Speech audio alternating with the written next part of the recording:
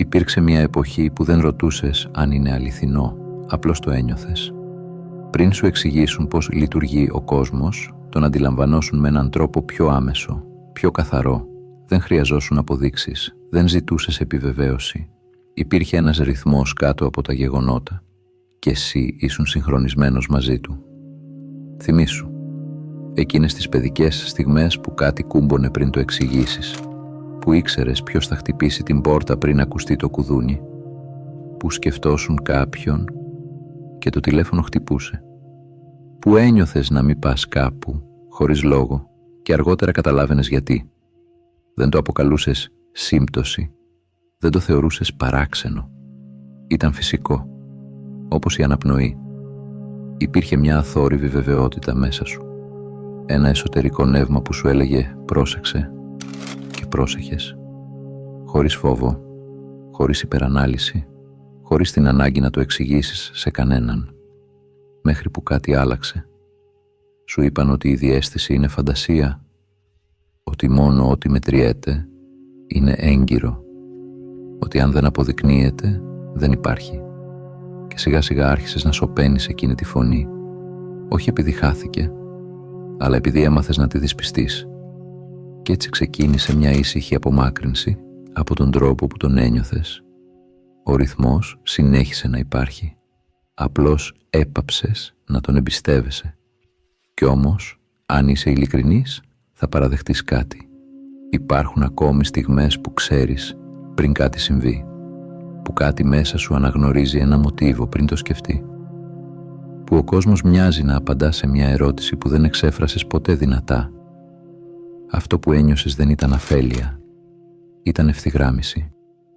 Κάποτε δεν αμφέβαλες, μετά σου έμαθα να αμφιβάλλεις για αυτό που ένιωθες. Και σήμερα ήρθε η στιγμή να αναθεωρήσεις. Δεν σου το πήραν με τη βία, δεν σου το αφαίρεσαν απότομα, το αντάλλαξες. Σιγά σιγά, μέσα σε αίθουσες που μύριζαν κυμολία και βεβαιότητα, έμαθες πως ο κόσμος χωρίζεται σε αυτό που αποδεικνύεται και σε αυτό που απορρίπτεται. Ότι η αξία βρίσκεται στο μετρήσιμο, στο ορατό, στο επαναλήψιμο. Το νιώσε το έγινε παιδικό, το απόδειξε το έγινε ώριμο.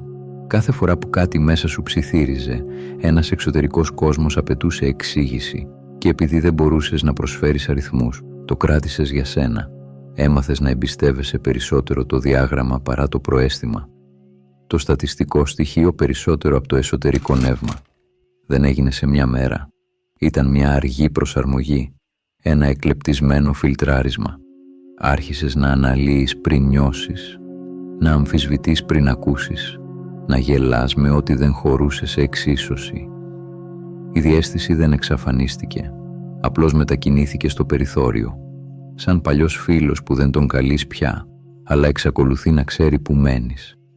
Το εσωτερικό σου ραντάρ συνέχιζε να λειτουργεί, αλλά χαμήλωσε στην ένταση. Όχι γιατί δεν έπιανε σήμα, αλλά γιατί δεν ήθελες να το ακούσεις. Ο κόσμος σε αντάμιβε για τη λογική σου. Σε χειροκροτούσε όταν ήσουν αρεαλιστής. Σε θεωρούσε ώριμο όταν ήσουν επιφυλακτικός. Κι έτσι, χωρίς να το καταλάβεις, άρχισες να βλέπεις τη ζωή σαν μηχανισμό. Κουμπί, αντίδραση, αιτία, αποτέλεσμα, τίποτα παραπάνω. Κι όμως, κάτω από αυτή τη νέα εκπαίδευση, κάτι παρέμενε άθικτο, σαν υπόγειος παλμός, σαν ρεύμα που δεν κόπηκε ποτέ, απλώς έπαψες να του δίνεις σημασία. Γιατί όσο κι αν σε έμαθαν να εμπιστεύεσαι μόνο ό,τι αποδεικνύεται, υπήρχαν στιγμές που η ζωή ξέφευγε από το σχέδιο, που το τυχαίο γινόταν υπερβολικά ακριβές, που η χρονική σύμπτωση ήταν υπερβολικά ατέλεια. Και τότε, για μια στιγμή, θυμώσουν ότι κάποτε δεν χρειαζόσουν επιβεβαίωση για να ξέρεις. Όμως τα σημάδια δεν σταμάτησαν ποτέ. Και ενώ εσύ έμαθες να μην δίνεις σημασία, η ζωή συνέχισε να σου δίνει. Όχι με θόρυβο, με μοτίβο. Ξαφνικά αρχίζεις να βλέπεις τον ίδιο αριθμό ξανά και ξανά. Σε αποδείξεις, σε πινακίδες, στην οθόνη του κινητού σου. Δεν τον έψαχνες. Εμφανίζεται. Μια φράση που σε αγγίζει βαθιά, την ακούς από διαφορετικά στόματα μέσα στην ίδια εβδομάδα. Σε συζήτηση, σε βίντεο, σε ένα βιβλίο που άνοιξες τυχαία. Σκέφτεσαι να κάνεις μια αλλαγή και την ίδια μέρα εμφανίζεται κάποιος που έχει ήδη διαβεί εκείνο το μονοπάτι. Αναρωτιέσαι αν πρέπει να φύγεις και κάτι συμβαίνει που σε σπρώχνει ακριβώς προς αυτή την κατεύθυνση. Η χρονική ακρίβεια είναι αυτό που σε ταράζει, όχι το γεγονός, το πότε, σαν να υπήρχε μία αόρατη ευθυγράμμιση που περίμενε την εσωτερική σου μετατόπιση για να ενεργοποιηθεί, σαν να συγχρονίζεται η εξωτερική σκηνή με τον εσωτερικό σου μονόλογο και το ερώτημα αρχίζει να γεννιέται ξανά. Είναι όλα αυτά τυχαία ή μήπως η λέξη τυχαίο είναι απλώς το όνομα που δώσαμε σε κάτι που δεν κατανοούμε ακόμη? Δεν χρειάζεται να το βαφτίσεις μυστικισμό. Δεν χρειάζεται να το ντύσεις με μεταφυσικά σχήματα. Δες το αλλιώς. Ίσως δεν ζεις μέσα σε χάος. Ίσως ζεις μέσα σε μια δομή που δεν φαίνεται με την πρώτη ματιά. Όπως ένας πίνακας που από κοντά μοιάζει με ασύνδετες πινελιές, αλλά από απόσταση αποκαλύπτει μορφή. Τα σημάδια δεν είναι υπερφυσικά, είναι λεπτά, δεν κραυγάζουν, υπενήσονται και όταν αρχίσεις να τα παρατηρείς δεν αλλάζει ο κόσμος, αλλάζει η πυκνότητά του. Γίνεται πολυεπίπεδος, σαν να υπήρχε πάντα μία δεύτερη στρώση νοήματος κάτω από τα γεγονότα, μία αόρατη αρχιτεκτονική πίσω από το φαινομενικό χάος και τότε συνειδητοποιείς κάτι παράξενο. Δεν είναι ότι το σύμπαν άρχισε να σου μιλά, είναι ότι εσύ άρχισες πάλι να ακούς. Κάπου ανάμεσα στη λογική και στο μυστήριο, ένας άνθρωπος τόλμησε να δώσει όνομα σε αυτό που δεν χωρούσε στην αιτιότητα. Ο Καρλ Ιούγκ το ονόμασε συγχρονικότητα. Όχι σύμπτωση, όχι μεταφυσικό θαύμα, αλλά μια νοηματική σύμπτωση. Μια εξωτερική ενέργεια που ευθυγραμμίζεται με μια εσωτερική κατάσταση, χωρίς να συνδέονται μέσω αιτίας και αποτελέσματος. Δεν είναι ότι το ένα προκαλεί το άλλο, είναι ότι καθρεφτίζονται. Ο Ιούγκ παρατήρησε ότι υπάρχουν στιγμές όπου ο ψυχικός κόσμος και ο εξωτερικός κόσμος κουμπώνουν με τέτοια ακρίβεια που η πιθανότητα μοιάζει ανεπαρκής εξήγηση, σαν να υπάρχει μια αόρατη γέφυρα ανάμεσα στο μέσα και στο έξω, και εδώ είναι η ριζική μετατόπιση. Αν η συγχρονικότητα είναι αληθινή, τότε η πραγματικότητα δεν είναι ένας ουδέτερος μηχανισμός που κινείται ανεξάρτητα από εσένα. Είναι πεδίο αλληλεπίδρασης. Δεν παρατηρείς απλώς τα γεγονότα. Η εσωτερική σου κατάσταση συνδιαμορφώνει το πώς αυτά εμφανίζονται. Σκέψου το. Μία ερώτηση γεννιέται μέσα σου. Μία αμφιβολία. Μία απόφαση που ζυγίζεις σιωπηλά. Και τότε ένα βιβλίο πέφτει σε μία συγκεκριμένη σελίδα. Ένα πρόσωπο λέει ακριβώς αυτό που χρειάζεσαι να ακούσεις. Ένα γεγονός ανατρέπει την αδράνεια σου. Δεν υπάρχει ορατή γραμμή αιτίας, κι όμως υπάρχει νόημα. Η συγχρονικότητα δεν ακυρώνει τη λογική. Την ξεπερνά, δεν λειτουργεί με το επειδή, λειτουργεί με το ανταποκρίνεται. Και τότε καταλαβαίνεις κάτι που αλλάζει τα πάντα. Δεν είσαι θεατής σε ένα προκαθορισμένο έργο, είσαι μέρος της σκηνοθεσίας. Η εσωτερική σου ένταση, οι φόβοι, οι επιθυμίες, οι αποφάσεις που οριμάζουν μέσα σου, όλα αυτά δεν μένουν κλειστά στο κρανίο σου. Αγγίζουν το πεδίο, δημιουργούν συντονισμό. Και όταν αυτός ο συντονισμός φτάσει σε κρίσιμο σημείο, εμφανίζεται το γεγονός. Όχι για να σε εντυπωσιάσει, αλλά για να επιβεβαιώσει τον διάλογο. Όταν συμβαίνει συγχρονικότητα, ο κόσμος δεν σου μιλά, σου απαντά. Μέχρι τώρα μιλήσαμε ποιητικά.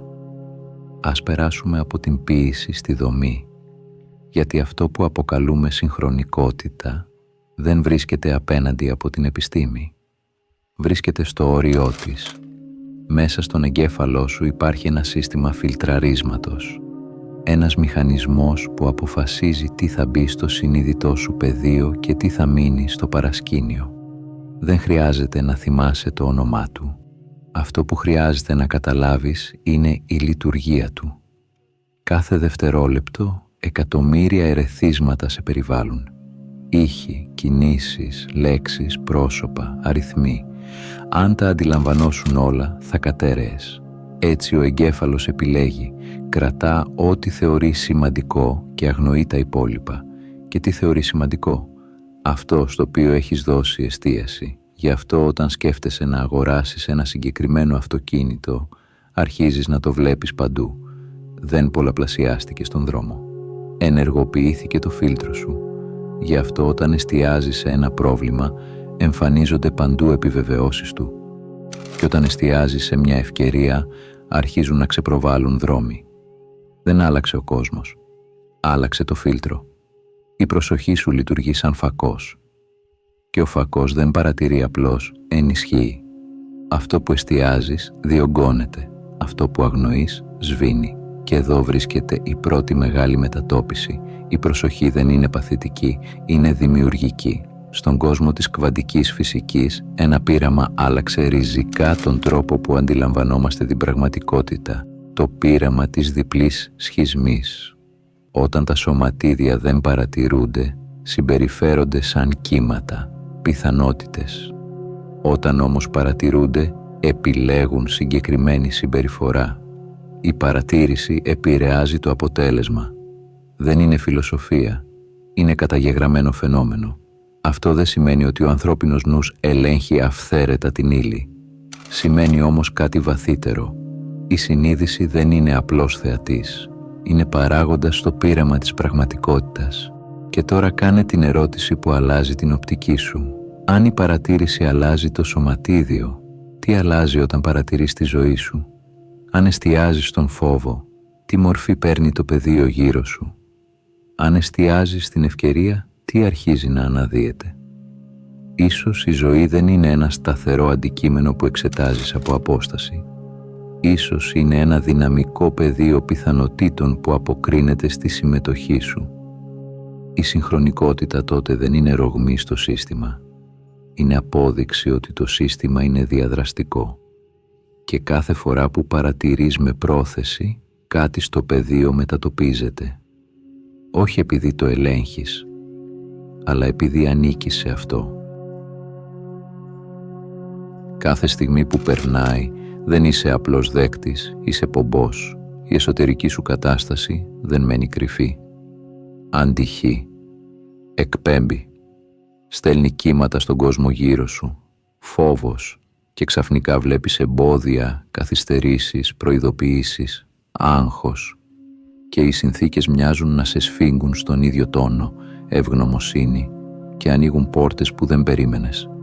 Χαρά, και εμφανίζονται άνθρωποι, ευκαιρίες, στιγμές που μοιάζουν να συντονίζονται με το μέσα σου. Δεν είναι ανταμοιβή, ούτε τιμωρία, είναι συντονισμός. Η πραγματικότητα δεν είναι μηχανή. Η πραγματικότητα ρέει, σαν μουσική, με ρυθμό, πάσα, αντίστοιξη. Και οι συγχρονικότητες είναι τα ρεφρέν.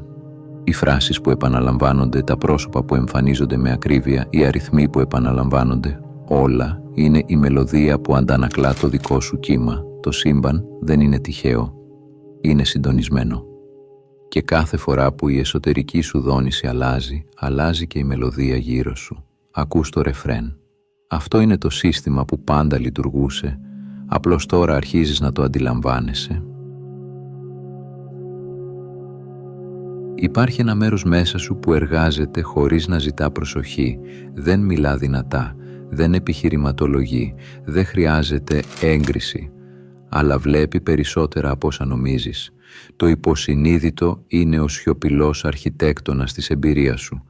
Εκεί που ο συνειδητός νους επεξεργάζεται λίγες σκέψεις τη φορά, αυτό επεξεργάζεται χιλιάδες ερεθίσματα, συνδέει μνήμες, αναγνωρίζει μοτίβα, προβλέπει κινήσεις, ενώνει τελείες που εσύ δεν πρόλαβες καν να δεις.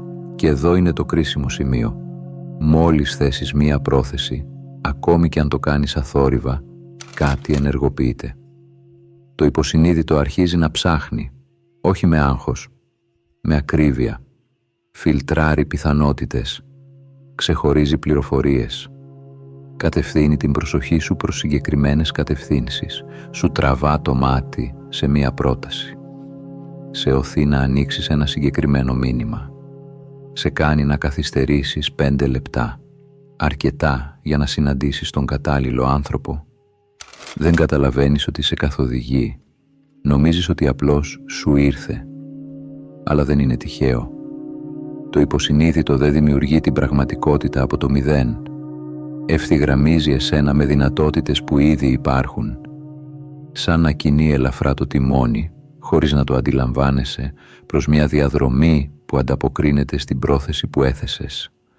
Αυτό που αποκαλείς συγχρονικότητα πολλές φορές είναι το αποτέλεσμα αυτής της σιωπηλής συνεργασίας.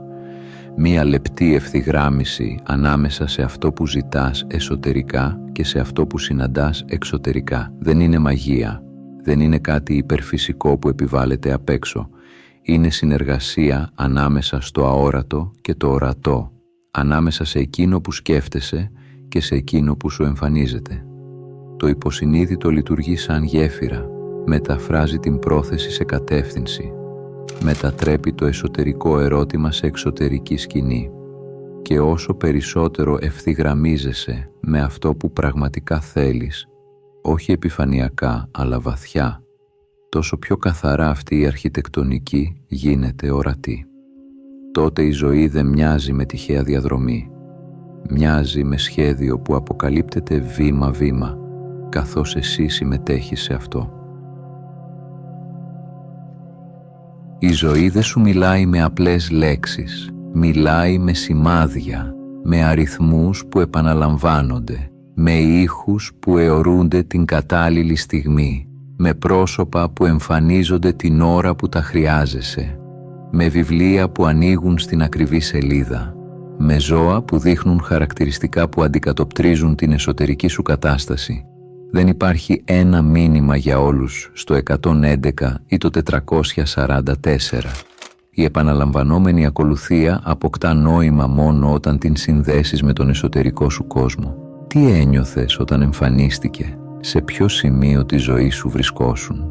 Η σημασία γεννιέται από τη σχέση σου με το σύμβολο, όχι από το σύμβολο μόνο του. Ο αριθμός δεν λέει κάτι καθολικό. Σου δείχνει αυτό που χρειάζεσαι να δεις τη στιγμή εκείνη. Ένα τραγούδι που παίζει ξαφνικά, ένα βιβλίο που προτείνεται χωρίς να το ζήτησες, ένα ζώο που εμφανίζεται σαν να σου στέλνει μήνυμα, ένα πρόσωπο που μοιάζει να εμφανίζεται τυχαία. Δεν είναι τυχαίο. Η εξωτερική σκηνή αντικατοπτρίζει τον εσωτερικό διάλογό σου. Οι συγχρονικότητες είναι προσωπικές, δεν λειτουργούν για όλους με τον ίδιο τρόπο. Το σύμπαν δεν μιλά γενικά. Μιλά στη γλώσσα που καταλαβαίνεις, μιλά σε εσένα και μόνο όταν είσαι έτοιμος να ακούσεις, η φωνή του γίνεται ξεκάθαρη. Η συγχρονικότητα δεν ενεργοποιείται από τύχη, ενεργοποιείται από συμμετοχή. Υπάρχουν τρεις δυνάμεις που λειτουργούν μαζί. 1. Πίστη. Η πίστη ανοίγει χώρο για πιθανότητες. Όταν αρχίζεις να υποψιάζεσαι ότι τα γεγονότα μπορεί να έχουν νόημα, το μυαλό σου επεκτείνει την αντίληψη, δημιουργεί χώρους όπου οι συγχρονικότητες μπορούν να εμφανιστούν. 2. Δόνηση. Η εσωτερική σου ποιότητα καθορίζει την ποιότητα της εμπειρίας. Φόβος, ανησυχία, ανασφάλεια. Τραβάς εμπειρίες που αντικατοπτρίζουν αυτά. Ευγνωμοσύνη, εμπιστοσύνη, ανοιχτότητα. Έλκεις μονοπάτια που συντονίζονται με το μέσα σου. 3. Κίνηση. Η δράση μετατρέπει το σημάδι σε μονοπάτι. Η παρατήρηση χωρίς δράση είναι απλώς διασκέδαση. Το σύμπαν σου δείχνει το κλειδί, αλλά εσύ πρέπει να ανοίξεις την πόρτα. Όταν αυτά τα τρία συνδυάζονται, συμβαίνει η ένταση. Η ζωή σταματά να είναι τυχαία. Το τυχαίο γίνεται μοτίβο. Το μοτίβο γίνεται κατεύθυνση. Η παρατήρηση χωρίς δράση είναι απλώς θέαση. Η δράση χωρίς συνείδηση μπορεί να περάσει απαρατήρητη. Όταν όμως η πίστη ανοίγει, η δόνηση συντονίζει και η κίνηση ενεργοποιεί, τότε η συγχρονικότητα μετατρέπεται σε μονοπάτι. Κάθε σημάδι γίνεται βήμα, κάθε σύμπτωση γίνεται οδηγός και κάθε δράση που συντονίζεται με το σύμβολο σε φέρνει πιο κοντά σε μια πραγματικότητα που πάντα ήταν διαθέσιμη, απλώς εσύ τώρα την παρατηρείς και συμμετέχεις. Η συγχρονικότητα δεν είναι θεωρία, είναι διάλογος. Για να συμμετέχεις χρειάζεται πρακτική. 1. 1. Επιβράδυνση. Η βιασύνη σκοτώνει το συγχρονισμό. Όταν τρέχεις από γεγονός σε γεγονός, οι λεπτές ενδείξεις χάνουν τη φωνή τους. Σταματά, σιωπά.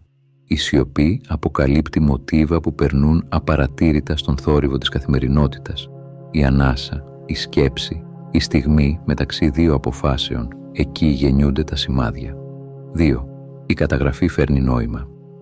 Σημείωσε ό,τι φαίνεται ασήμαντο, έναν αριθμό που επαναλαμβάνεται, ένα βιβλίο που άνοιξε μόνο του, μια φράση που επανέρχεται συνεχώς.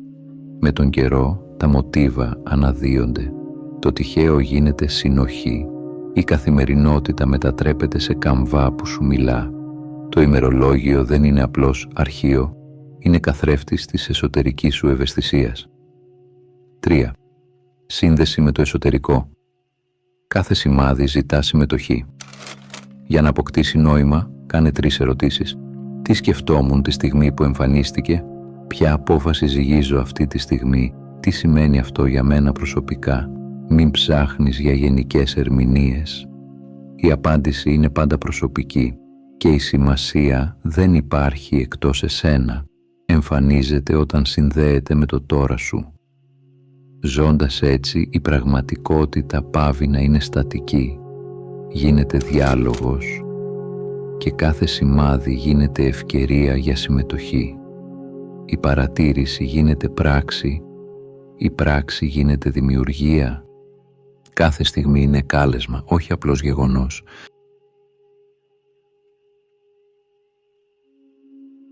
Η συγχρονικότητα δεν ολοκληρώνεται μόνο με παρατήρηση.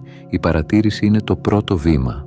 Το επόμενο είναι συνδημιουργία. Δεν σημαίνει έλεγχο, δεν σημαίνει πίεση ή βιασύνη. Σημαίνει πρόθεση χωρίς προσκόλληση στο αποτέλεσμα. Ανοιχτό αίτημα, όπως ψιθυρίζεις στο σύμπαν. Οδηγίες, αν υπάρχουν, είμαι έτοιμος να ακούσω. Ευθυγράμμιση πριν την πράξη. Να είσαι συντονισμένος με αυτό που θέλεις να εκφράσεις, χωρίς να χρειάζεται να επιβληθεί. Δεν περιμένεις τον κόσμο να σου πει τι να κάνεις. Στέλνεις σήμα. Και τότε κάτι αλλάζει. Η ζωή αρχίζει να μοιάζει λιγότερο με αγώνα και περισσότερο με χορό. Κάθε βήμα, κάθε στροφή, κάθε στιγμή γίνεται ανταπόκριση. Δεν προσπαθείς να κυνηγήσεις την πραγματικότητα. Συμμετέχεις στον ρυθμό της. Η συγχρονικότητα γίνεται συνεργασία. Κάθε γεγονός, κάθε πρόσωπο, κάθε μοτίβο, μία νότα στην μελωδία που χορεύεις μαζί με το σύμπαν. Κοίτα πίσω, όλες οι συμπτώσεις που σε έφεραν εδώ, όλες οι λανθασμένες στροφές που τελικά σε ευθυγράμμισαν με το μονοπάτι σου. Δεν είσαι παθητικός δέκτης της ζωής, δεν περπατάς τυχαία μέσα σε γεγονότα, είσαι μέρος της αρχιτεκτονικής. Κάθε βήμα σου, κάθε επιλογή, κάθε σκέψη, ένας κόμβος στο δίκτυο της πραγματικότητας. Και όταν το καταλάβεις, κάθε τι που φαινόταν τυχαίο αρχίζει να φαίνεται σαν σημείο ενός προσεκτικά συντονισμένου χορού. Δεν χρειάζεται να πιστέψεις, δεν χρειάζεται να καταλάβεις τα πάντα, αρκεί να παρατηρήσεις. Η πραγματικότητα δεν είναι σιωπηλή, ψιθυρίζει μέσα από αριθμούς, πρόσωπα, ήχους και μοτίβα. Και ίσως το ερώτημα δεν είναι αν το σύμπαν σου μιλά, αλλά αν είσαι έτοιμος να του απαντήσεις. Αν ένιωσες ότι κάτι μέσα σου κούμποσε, γράψε στα σχόλια, δεν είναι τυχαίο. Αν έφτασες μέχρι εδώ, θέλω να σου πω ένα μεγάλο ευχαριστώ που ήσουν συνοδοιπόρος στο ταξίδι μου. Αν έμαθες κάτι καινούριο από αυτό το βίντεο, μπορείς να κάνεις εγγραφή, να πατήσεις like ή να αφήσεις κάποιο σχόλιο. Αν θέλεις να συνεχίσεις το ταξίδι, σου προτείνω να δεις το βίντεο που εμφανίζεται τώρα στην οθόνη σου. Από όποιες συντεταγμένες του κόσμου κι αν μ' ακούς, να προσέχεις τον εαυτό σου και να πας στο καλό.